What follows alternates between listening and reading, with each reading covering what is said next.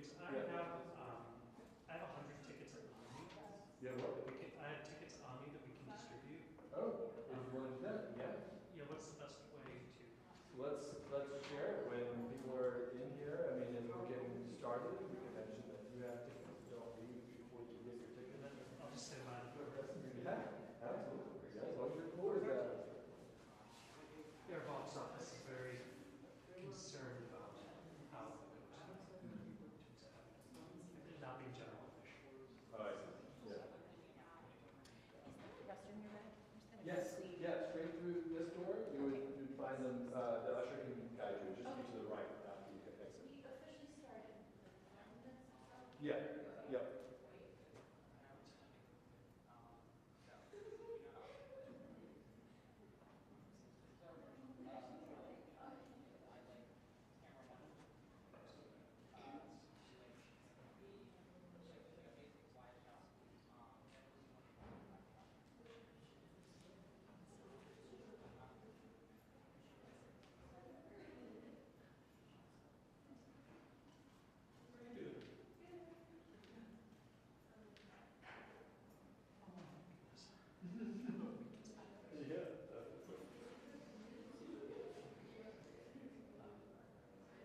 I'm surprised at the self-reference trio. Yeah, oh, that would be, I've been swamped with that, yeah. It only occurred to me that you might want to do it here instead of there. I'm happy either way. Sure, we could look at that and try to decide. I mean, I'd be interested to see if you'll do it. Come on up, Jack. You guys, we should gather up here so we can really chat with you. I'm happy to against yeah. Yeah, we should talk about like it seems like something that we think is all right. It'd be awesome. If we needed to do it, we could. You know, might take a little bit of the production. But it's It depends really on the nature of the performance. I think production-wise, it helps us. It's we have no staff. And then shelf. So it's like it can get tricky sometimes when we're using studios and stuff. But we can do it. We've done it. But ultimately, if it feels like it's the more appropriate thing, like obviously but if it's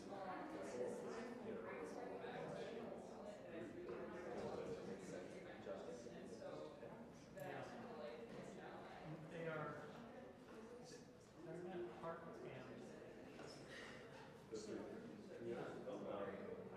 and it's such an unusual.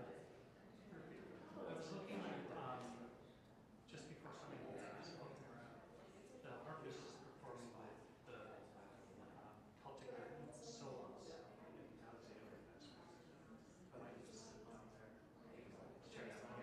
so they would actually, two of the three would be I'd be able to see one of them. But I mean, she's opening for me. yeah. I'm also trusting. Check her out.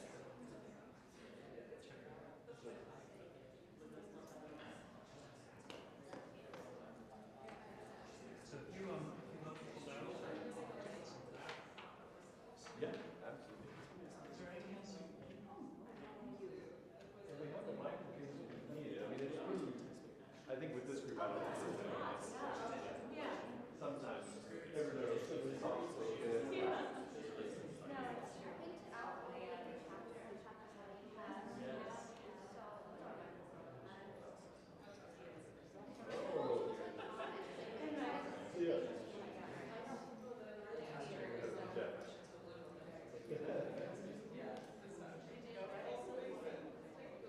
Good. Yeah.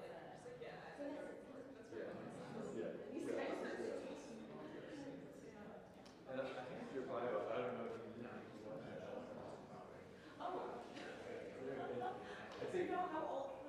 Yeah, I was gonna say I didn't recognize you. I know, that's an old picture. It's funny, it's just good. It just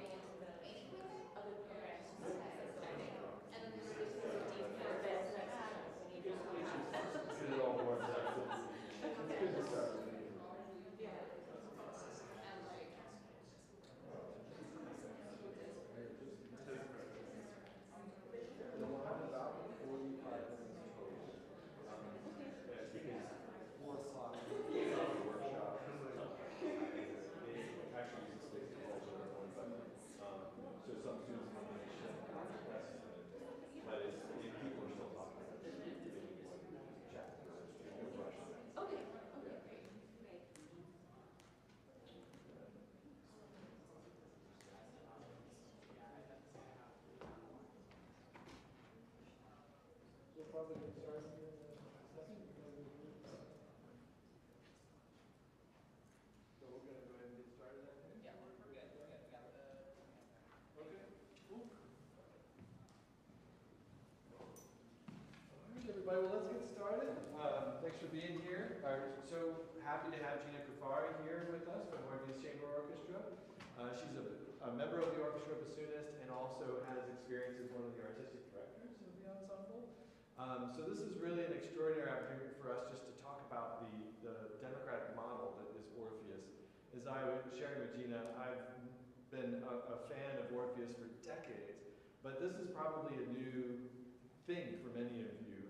And I think one thing that really struck me is knowing that they operated without a conductor in this model of collaboration. When I first heard them perform live, it was an extraordinary experience in the sense that I could hear it and see it when they performed in ways that I had no idea when I was just listening to recordings and even seeing film footage of Orpheus, like with Yo-Yo Ma and things like back in the day. Right. I remember that was just amazing. So Gina is also a professor at NYU, and she can share a little bit about her work, but I'm going to turn it over to Gina and we'll take it from there. So welcome. Sorry, I just remembered Brett Messinger mentioned to me that he has tickets to tonight's concert, so if you don't yet have tickets, be sure he will hand them to you as you leave. So get your tickets. All right, anyway, Gina.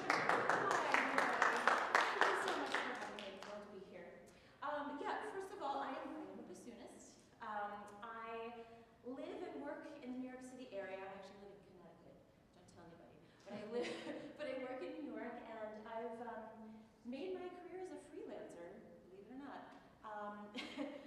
from the time that I actually left college. So I've been very, very lucky and very grateful for the career that I've built over the years.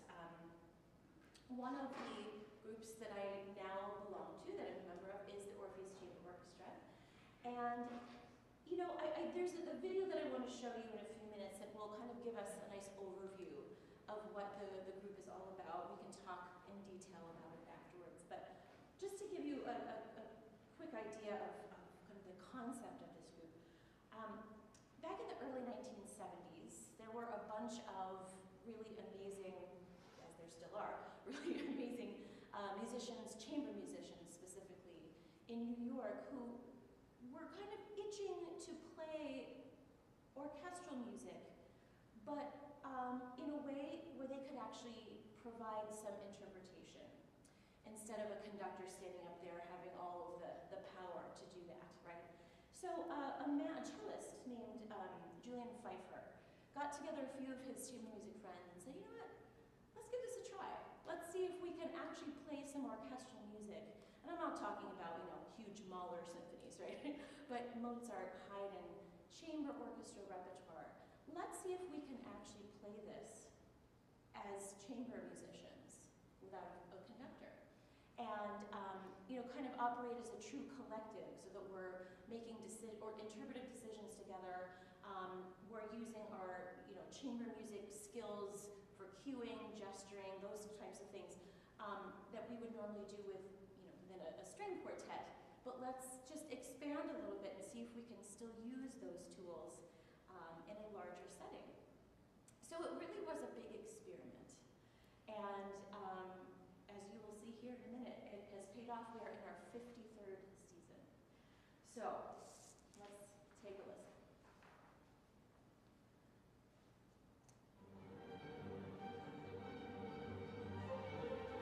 The Orpheus Chamber Orchestra is a collection of extraordinary musicians. Our common goal is to make the best performance possible, no matter what. When Orpheus was founded in 1972, it was a group of young music students just getting out of college, and they wanted to play orchestral music better than chamber music setting, which means no conductor, not one person that tells the rest of the group what to do, anyone to have a voice. They wanted a communal feel, they wanted to get together and create beautiful music, but they did not want to have anyone tell them who the solos would be, how many rehearsals, the programming, all that sort of stuff. In the beginning, the idea was really to bring music into neighborhoods, into communities, instead of people having to come to Midtown Manhattan, pay significant money to attend a concert.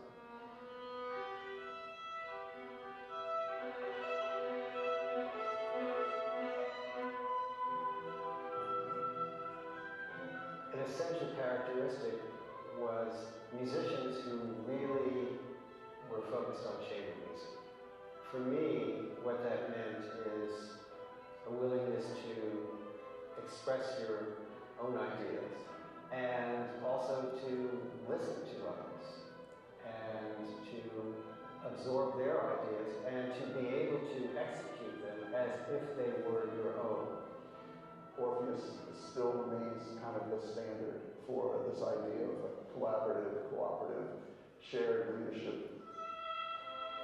All of the decisions that we make are musician-led, which really take to heart Orpheus's original mission, which is to have the highest quality of artistry driven by musicians.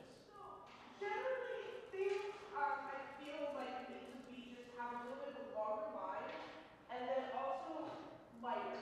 Orpheus is different, different than any other orchestra, and it's not always easy. There's a certain amount of trust that we have to have with each other, because without a conductor, we all have to be leaders. We all get a chance to contribute ideas. You have to put your ego aside when you come into Orpheus, and everybody's open to it, receptive to it. It's really interesting to see all the compromises in the best way of the work and how that leads in the end to a performance that everyone can buy into. We all learn from each other. What I think is really important for any orchestra is that they are relevant within the community. We have Orpheus Reflections, which is a program that serves people living with Alzheimer's and dementia illnesses, as well as their caregivers. And we play music with them, we talk to them, we engage with them for an hour and a half at a time. We sing with them. And it's a beautiful program. One of the reasons why music is such an important tool in working with people who have cognitive loss, especially Alzheimer's disease and dementia, is because of the way the brain processes music. One of the challenges when somebody has Alzheimer's disease is they're reluctant to go out. They're embarrassed, they know they can't sit for a full concert, there's a person who makes sounds, there's a good wander, and so they become isolated. And yet when you have this amazing arts organization come and perform for you, and it allows you the space to be yourself, it really allows for those types of humanizing experiences to be maintained. You hear stories about people who are suffering from Alzheimer's or dementia and have no idea that they know a song, but then they hear it and it sort of sparks this whole series of events where they, all of a sudden, they have access again to certain memories or to certain aspects of memories. To witness that on an artistic level as a musician is a different kind of emotional connection. It's all about connecting people in a person-to-person way.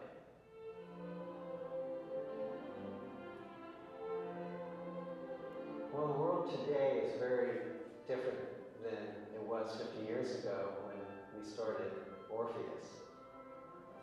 Our first concert was here in Broadway Presbyterian Church, and this was in May of 1972. There's a fair degree of disbelief that from that, gradually all these things occurred. It's just unbelievable. Looking into the future, I would really hope that Orpheus will continue to increase its footprint within the community, that we're able to serve more and more people, not just in the concert hall, but outside of the concert hall, and that other organizations will see what we're doing and follow us.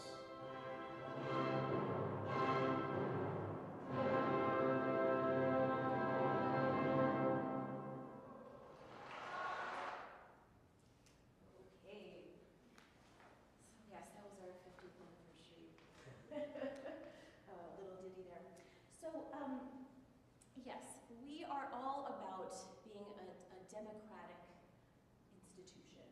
And that happens not just within the orchestra as we rehearse a piece, as we perform a piece, but actually within the administration as well. And I'll talk about that in a bit.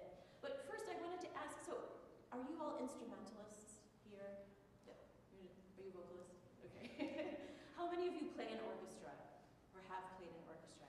Okay, most of you. Great, great. So I just want to ask you a question or two here. When you play an orchestra, obviously there's usually a conductor up there, right? I would hope. So what is the role of a conductor, really, in a large ensemble? There are a bunch of different things that a conductor does, right? Throw out some things that a conductor does up there to help you all play together. Ooh, yeah, you can shout out. Don't be shy. Yes. To make executive decisions on leading the ensemble. Well, leading the ensemble, right? Exactly.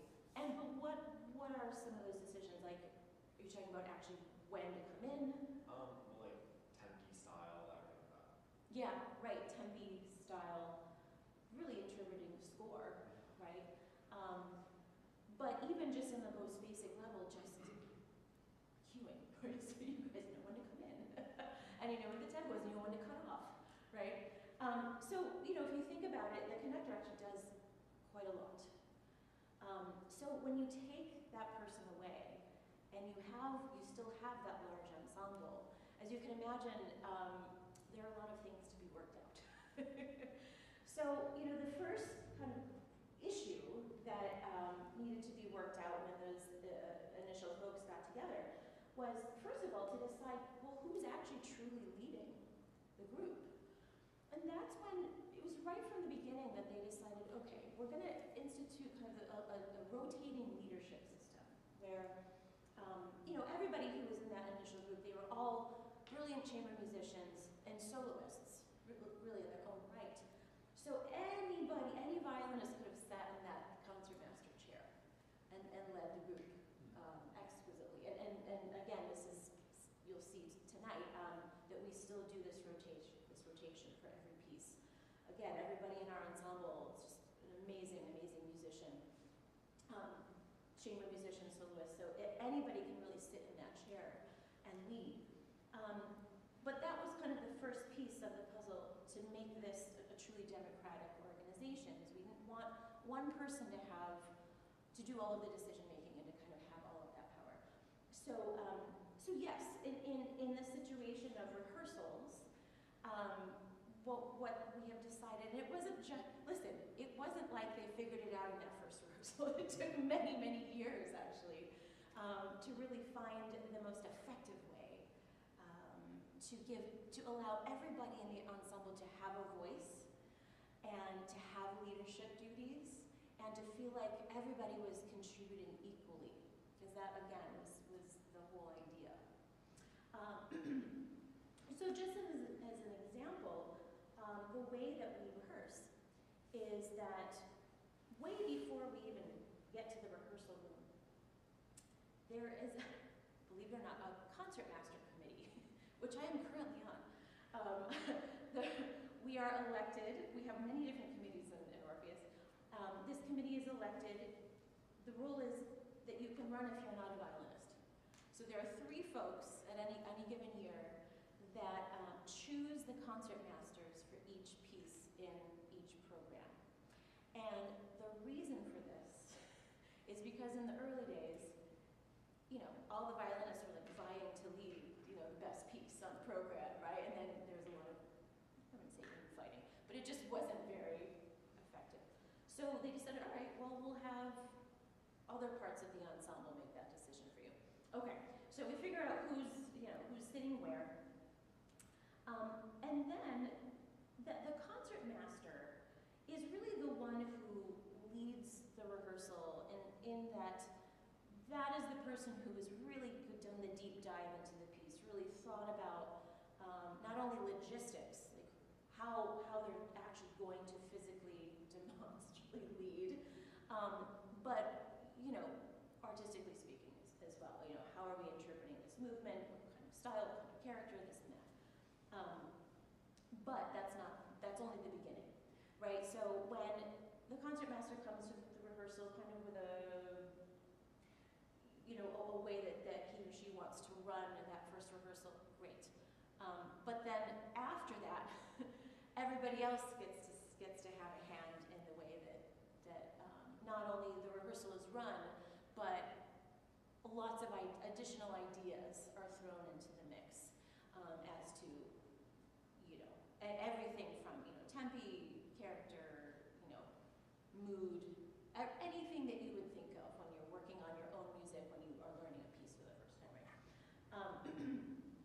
So in addition to that, as I said, we have rotating leadership, which means that not only the concertmaster changes for every piece, the seating completely changes for the entire ensemble for every piece. So maybe the last stand second violin is now going to be the concertmaster for the next piece, right? And same with the others, the violists, cellists, all rotate.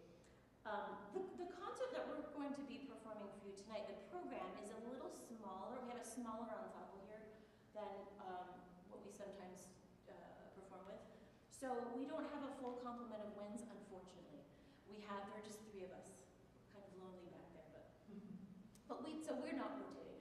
But when we do have double winds in a concert, also the same thing, like the principal bassoon, second bassoon, flute, oboe, clarinet, brass, will all rotate within the concert, which is exciting and it's also hard, right? Who plays a wind or brass instrument? Okay, right. Any woodwind players? What do you play? Bassoon. Oh my gosh, okay, great. So you know what I'm talking about. Playing principal bassoon is very different from playing second bassoon, right? Yeah.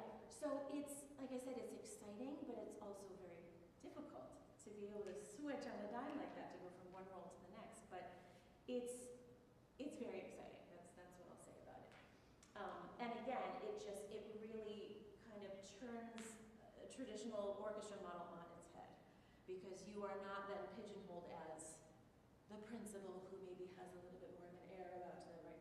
As opposed to the second bassoon. No, you're all equal. And you're all expected to play those two roles, to a high level. Okay, so I have so much I want to tell you, but I don't want to get off track here.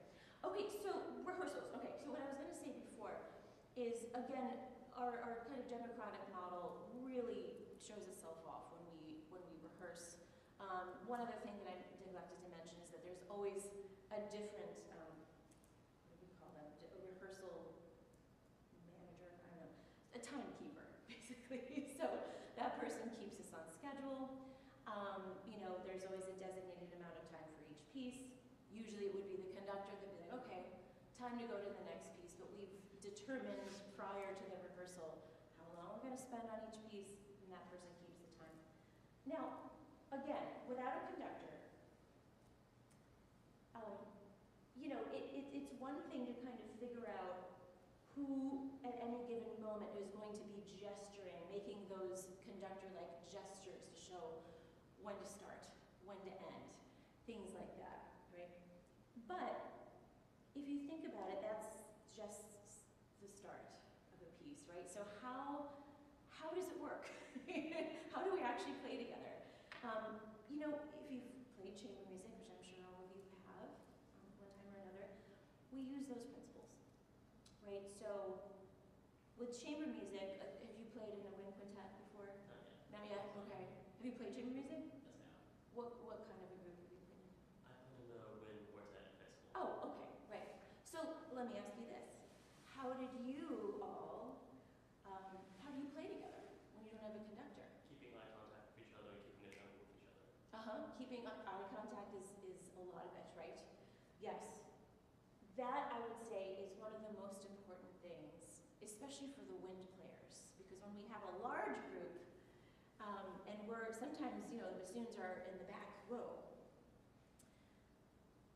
When we have, again, one of the hard things about playing an Orpheus is that, of course, you have to listen, right? We always have to listen to each other to play together. But sometimes that's not enough. Sometimes what we're hearing from the front of the stage comes back to us a little later, right? And so if we react to what we hear, we're late. So what you said is equally as important as listening. Because for us back there, if we're solely listening, we're always going to be late. We always have to watch bows of the string players up front to make sure that we are not only on top of the beat, but we're sometimes pushing from the back, pushing the tempos a little bit ourselves. And that's another kind of interesting phenomenon about Orpheus, or something that you don't usually have to worry about when you're playing in a large ensemble. Again, those of you who have been in the backs of sections, whether it's the winds or brass or the strings, you kind of can chill back there, not really worry about being too active, right? Leave it to the front stands. Not in this group.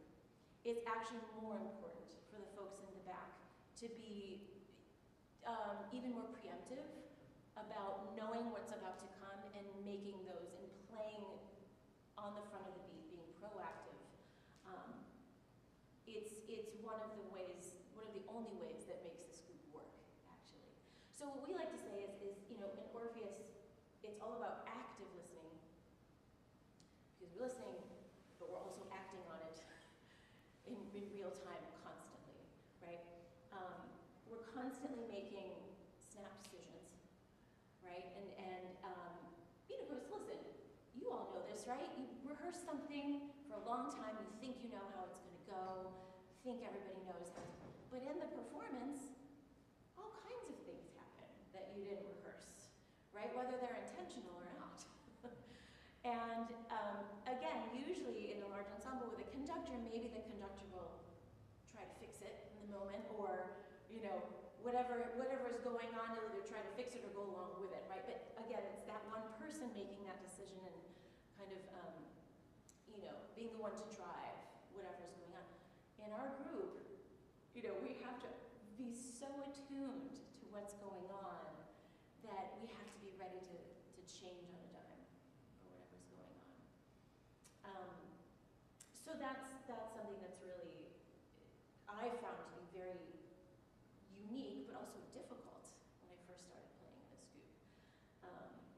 The other thing that is extremely important and very different from a traditional orchestra setting standpoint is that because we don't have a conductor, all of us, not just the concertmaster, but every single person in the group has to come to the first rehearsal very prepared. Score study.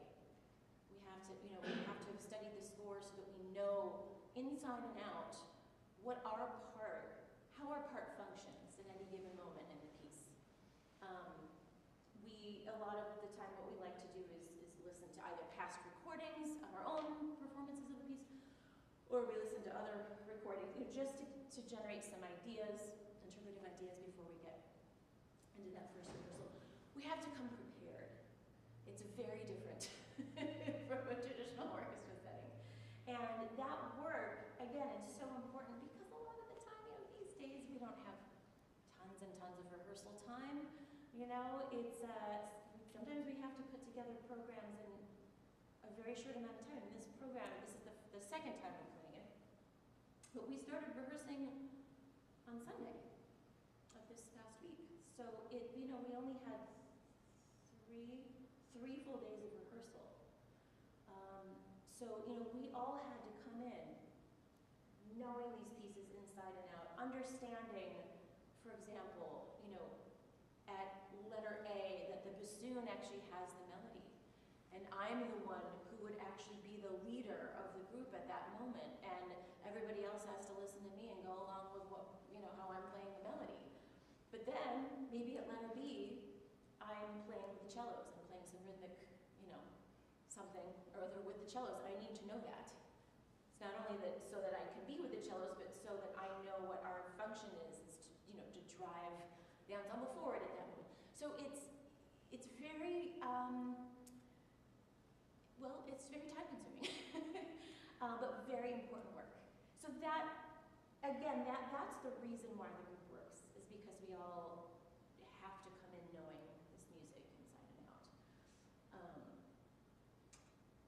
Yes, okay. Any questions so far about anything? Any questions?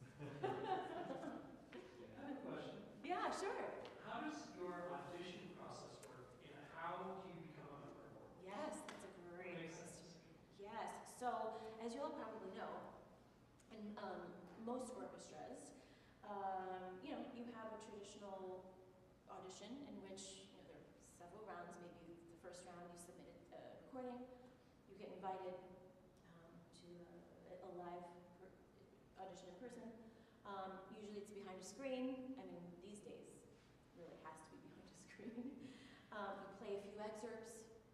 You're either called back or not, and you're on the stage for what, I don't know, 5 minutes, and then maybe you're called back to semis and then finals. And then only in the finals, usually is that screen taken away, and you're either asked to maybe play with another person in your section, or not. Maybe you're just asked to come to a trial with the orchestra, which means that you would go and play a program with the orchestra. Usually that happens if they can't make a decision between two people.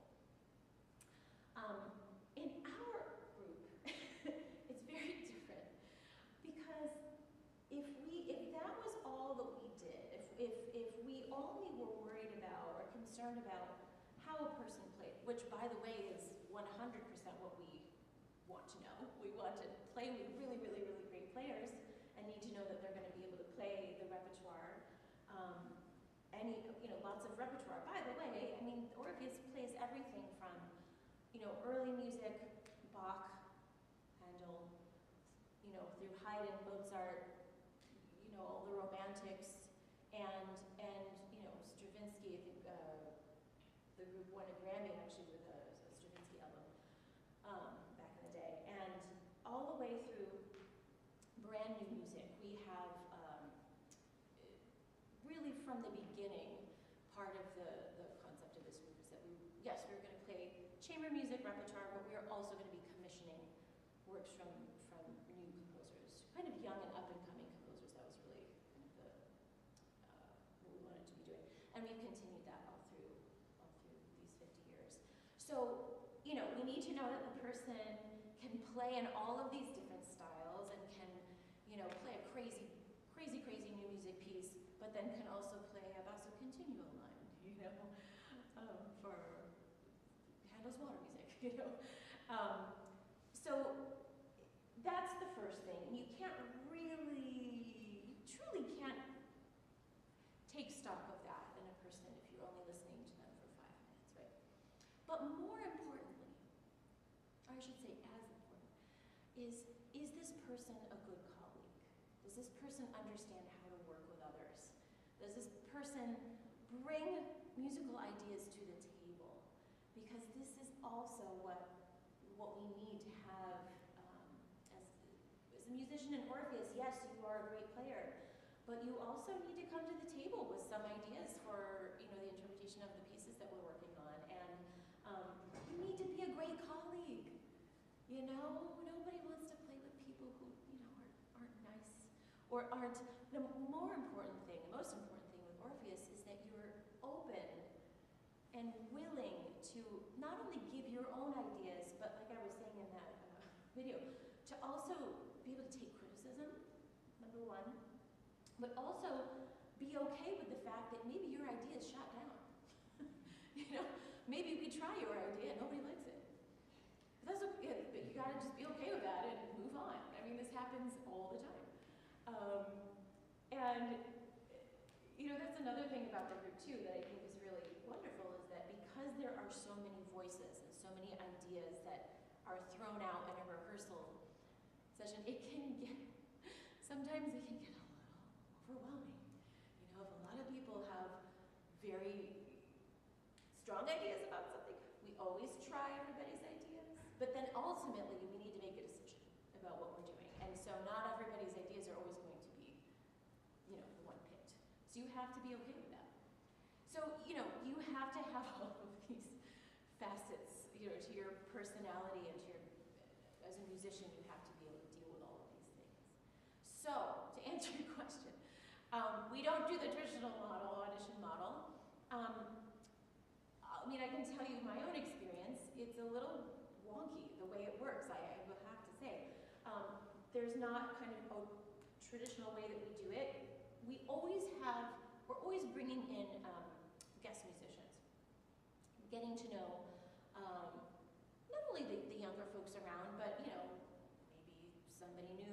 City that already had a career out in LA. You know, we want to work with them and see what they're like in this situation. Always bringing in new people because the members of the orchestra, we all have other jobs besides just playing in Orpheus, because Orpheus is not a full-time job, it's a part-time job. So all of us, I promise I'll come back to this, I'm just veering off a minute. I do want to mention, you know, we say so much, oh, you know, we love playing without conductor, da, da, da, da. We all also have jobs with conductors, and orchestras with conductors. You know, it's not that we hate conductors and shun any group that has a conductor. No, this is just an alternate way, you know, to present this music, to work on this music. You know, nobody will ever say, oh, this is the only way, this is the best way. It's not that's not true at all. This is just a way that we feel is unique and different and is very rewarding because it's, you know, everybody on that stage had a say in the way that we presented this material, which is really exciting. Gosh, what was I saying? Anyway, yes, so we all of us play in, you know, people in the orchestra play in the New York Philharmonic, they play the Metropolitan Opera Orchestra, I'm a member of the American Symphony Orchestra. We all play in all different groups with conductors. So we get to know a lot of people, and especially in the New York City area, we identify players that we think would actually do well in Orpheus and invite them in. And, you know, it takes a while to really get to know a player, so it usually takes many performances and many different programs to like truly know and truly identify that this person, you know, has what we are looking for. My journey took a very long time. I started kind of subbing with the group. Oh man, I actually don't remember the year now. Well, I can tell you, I became a member in 2017, and so it was 2006 is when I first started playing with the group. And at that time, they didn't actually have a bassoon position open. I was just a guest because one of the people couldn't be there. So for the first few years, I was truly just a guest, but kept being invited back, which was nice. But then a vacancy happened in the bassoon section, but it wasn't for, what did I say? So probably like 7 or 8 more years before they filled it. So for various reasons, but it can take that long. It can take that long to really vet a person, vet a musician. There are other examples where, well, this is an extreme example. One of our violinists, who actually just retired not too long ago, he told me that it took 10 years for Orpheus to actually officially hire him, even though there was a position open for that entire time. So, yeah, I have a question for you too, and I also wondered if it would be cool to talk a little bit about the program tonight that people would be expecting. But when you all were here, when the orchestra was here, I'm not sure if you were here in November with them. I was not. There was a couple different levels of player in terms of responsibility or maybe title to the group. So, right, there were core members like Laura, I believe. I see. Yes. So yeah, there are. So there there are members. Performing for the first time with them. Yes, exactly. So those are our guests, right? So there are members of the group. I'm a member. Most of the people that you'll see on stage tonight are members.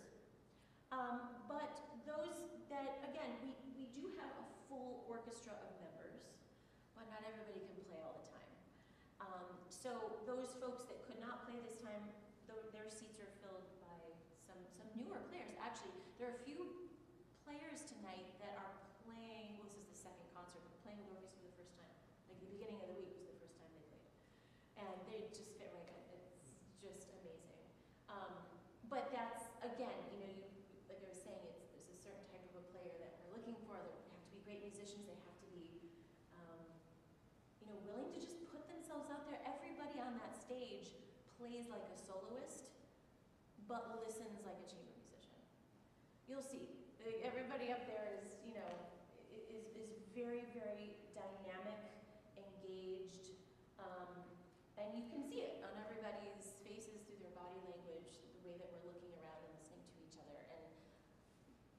that's the way that we have to I'm operate. struck too, that Yeah. there's this richness in the sound of Orpheus, because it's just what you're saying, with everybody being so, having studied the music so well, and so aware of how their part relates to the whole. You're not just showing up at your stand. I mean, Right. there's this, that richness comes in through when I hear Orpheus perform. There's this just richness to the sound that I just, that's in a unique richness that I don't hear necessarily elsewhere. And where I just feel like everybody, every member on there, you can kind of hear them in the texture. Yeah, In a right. special way. Not in a wrong way, good way. Well, I mean, listen, I have to say the challenge of playing with a group that's small, kind of like this, is that, especially for strings, right, you do need to have a lot of violins in a violin section for it to sound like a group, right, as opposed to individuals. So that is something that is a challenge for our players. But that, what you were saying is true too, that I think everybody understands that and really just gives as much sound as needed at any given moment, and really understands at any given moment what the character of the sound is. There's always an intentionality to what we're doing. We're never, sitting back and just letting somebody else drive or lead. It's truly a group leadership that happens, and a group engagement. It's about being engaged, fully engaged, I think. So I did want to touch upon this other idea of leadership in the administration. So, when the group first started, it was just run by Julian. It was his idea. He was the one that, kind of chose the program and found venues and all of this. And he definitely had help from the other musicians. But as the group, played more and more and became known as a group in the city and getting more engagements, they realized that, okay, maybe we need some other people to help us out. So over the years, the staff has grown. And so we now have an executive director who you saw speaking there. We have a general manager, we have a director of artistic planning, we have, a development person, a marketing person, like a typical arts organization would. But again, what's unique is that Orpheus never wanted to lose that musician kind of voice in the operations of the organization. So what happens now is that at any given time, any given year, there are 3 musicians that have been elected to artistic director positions. And that means that those 3 ADs, we call them, plus the executive director, the general manager, and the artistic planner, the 6 of them operate together to really create the artistic vision of the group. So that means everybody programs together, figure out where we're playing, who our collaborators are. We can talk about that yet. We have a really rich history of working with really wonderful soloists. And so all of those types of decisions are made with those 6 folks, half of whom are musicians. So that's a really important piece. And, to this whole thing. And I finished my 3-year tenure 2 years ago, being in that position. Again, I think it's a very unique kind of a model, and I think it's important, for a group like Orpheus to maintain that, that vision that musicians have. Usually this is not the case, right? With most arts institutions, the people who are working on the staff are not the ones out on stage, right? So it's very interesting. Yeah. Did you have a question? Okay. I think I can pull up maybe the evening's program. Yeah, sure. And people that have questions, I think the model you were just talking about is really fascinating. Anybody want to chat about that? We also, I was just thinking about this, I mentioned the concert master committee. Another aspect of this is, we have a board of directors, like any arts institution, and there are also 3 members of the orchestra that are also musician trustees that are on the board, in addition to the 3 ADs. So we have a large representation on the board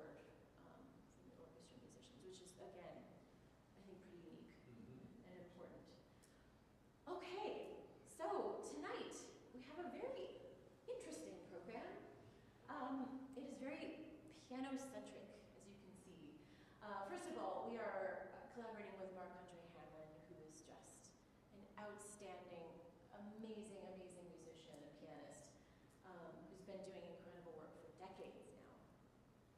And actually, it's our first time working with him. Yeah, he's just wonderful. Wonderful to work with. And this is the other thing too, you know, we talk so much about being able to work within our ensemble and making sure that the personalities really mesh and all that. Same goes for the soloists. Because again, you don't have a conductor up there as the middle person, you know, bringing the soloist and the group together. There isn't that person. It's direct communication between soloist and orchestra. So, you know, we have to be able to work well with the soloist too. And they also have to be open-minded and